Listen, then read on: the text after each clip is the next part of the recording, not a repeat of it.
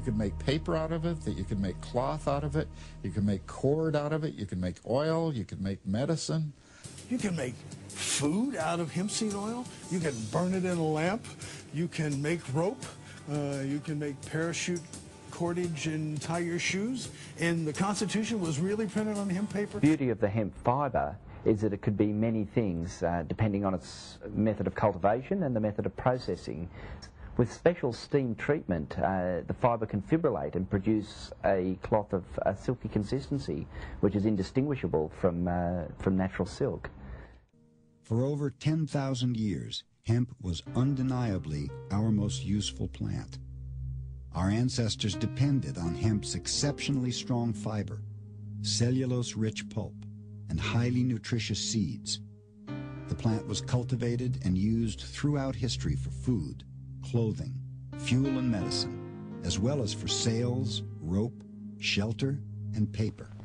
For centuries prior to about 1850, all the ships that sailed the western seas were rigged with hempen rope and sails.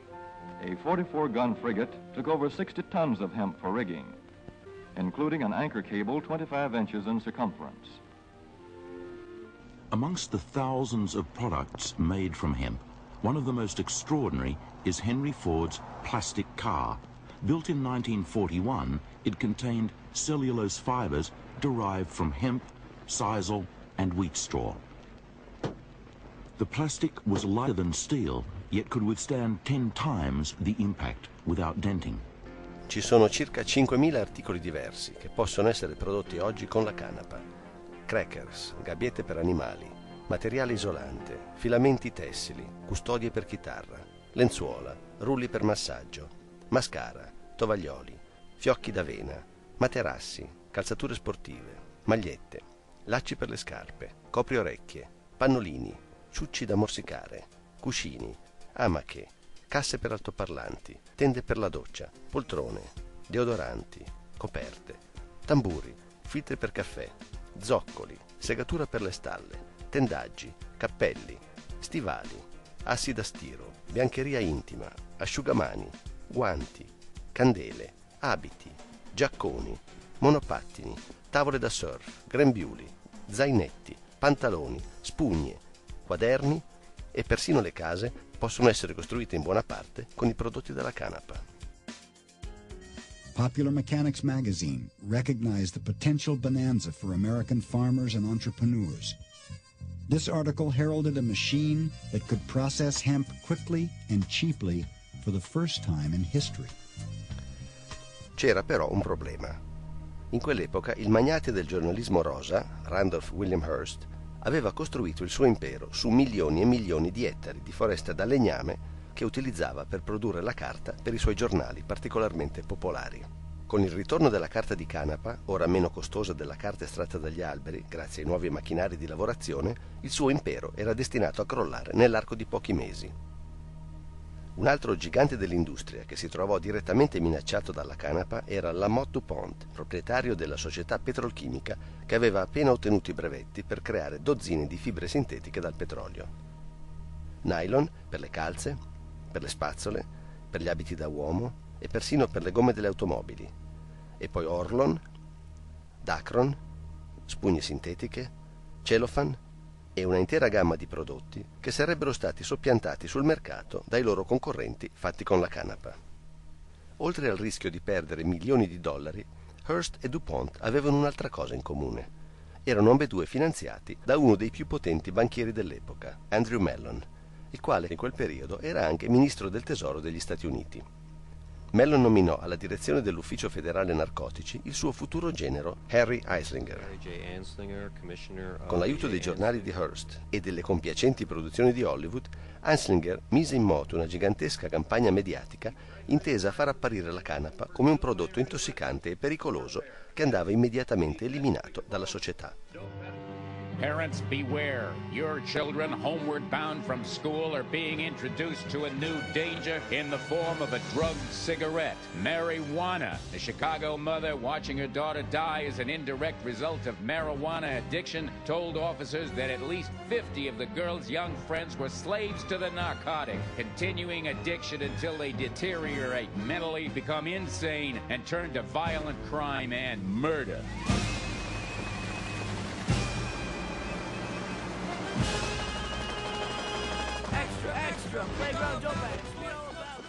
Marijuana, the dried leaves and flowers of the Indian hempweed, is used in the form of a cigarette. Marijuana smoking, experts point out, can make a helpless addict of its victim within weeks, causing physical and moral ruin and death. Let's go, Jack. I'm red hot.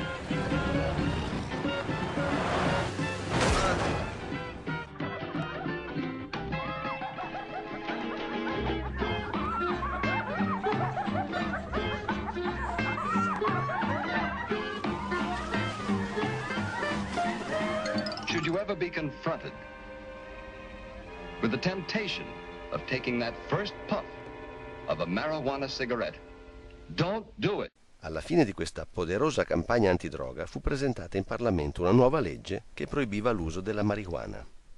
Nonostante il composto psicotropico chiamato THC si trovi solo nel fiore e nella foglia della canapa, Anslinger riuscì a far proibire l'intera coltivazione della pianta in tutta America.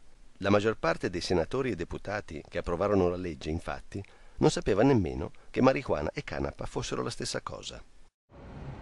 Without any public debate, scientific inquiry, or political objection, the Marijuana Tax Act was signed into law by President Roosevelt.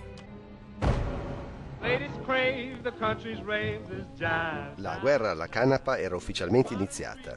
Ci furono dozzine e dozzine di arresti clamorosi che lo stesso Hearst si preoccupava di far conoscere a tutta la nazione. Dopo la guerra, gli Stati Uniti iniziarono a fare pressione su tutti i paesi che ancora producevano canapa e per la fine degli anni 50 riuscirono a far rendere illegale la pianta praticamente in tutto il mondo. Questo fece un grande regalo alle industrie della carta e del settore petrolchimico, ma regalò anche a noi il disastro ecologico a cui assistiamo oggi. Inquinamento atmosferico, inquinamento chimico e ambientale, deforestazione selvaggia, estinzione delle razze animali, aumento del riscaldamento globale. Virtually everything now made from trees and petroleum could instead be made from hemp.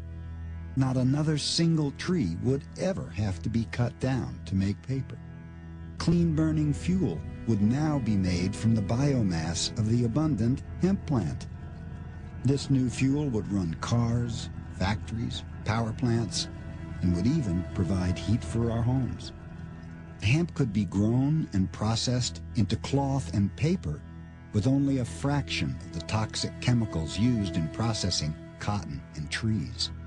Sfortunatamente, insieme alla canapa, abbiamo anche perduto uno dei più importanti medicinali mai conosciuti dalla storia umana. Cannabis has been used medically since the year 2800 BC, when Emperor Shen Nung founded the science of Chinese medicine. Wounds sustained in battle were bandaged in cannabis leaves. Marijuana was found in a 1600-year-old skeleton of a woman giving birth near Jerusalem. Medical literature of the time indicates that marijuana had the power to increase the force of uterine contractions and to provide a significant reduction of labour pain. References to marijuana are also recorded in Egyptian, Assyrian, Greek and Roman writing from the same era. On the Indian subcontinent, marijuana is found in many preparations in ancient Ayurvedic medicine and is still widely used today. Alla fine del XIX secolo, più del 30% delle medicine disponibili in America conteneva cannabis. Le sue qualità terapeutiche sono quasi quanti i prodotti diversi che si possono estrarre dalla canapa. Prevenzione di nausea e vomito causati dalla chemioterapia, anoressia, dolori causati dai tumori, danni alla spina dorsale, glaucoma, debolezza muscolare. In 1972, the US Drug Enforcement Administration's senior judge, Judge Francis Young, commenced hearings on marijuana. He came up with a 60-odd page opinion saying marijuana is probably the safest drug in the pharmacopoeia, and it certainly has medical utility. Cannabis has also been proven to be of therapeutic value in the treatment of AIDS, multiple sclerosis, paraplegia and quadriplegia, asthma, epilepsy, pain relief, and other ailments.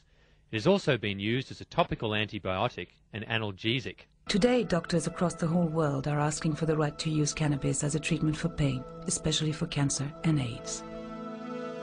Marijuana is much less dangerous than many other substances in less restrictive schedules like morphine and cocaine, not to mention the unscheduled legal mass killers, tobacco and alcohol. Of course, marijuana does have proven medical usefulness for some conditions. I'm Dr. George Lundberg, editor of MedGen Med.